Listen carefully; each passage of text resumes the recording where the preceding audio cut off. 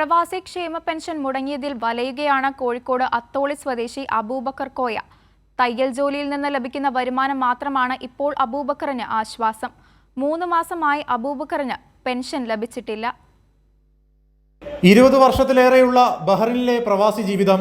ഓരോ മാസവും ഉറുമ്പ് ആഹാരം ശേഖരിക്കുന്നത് പോലെ തന്റെ പ്രവാസി ജീവിതത്തിൽ നിന്ന് മിച്ചം വെച്ച ചെറിയ തുകയാണ് പ്രവാസി പെൻഷൻ ഫണ്ടിലേക്ക് പ്രവാസ ജീവിത കാലയളവിൽ അബൂബക്കർ നിക്ഷേപിച്ചത്. 3 വർഷത്തോളം കൃത്യമായി പെൻഷൻ ലഭിച്ചു.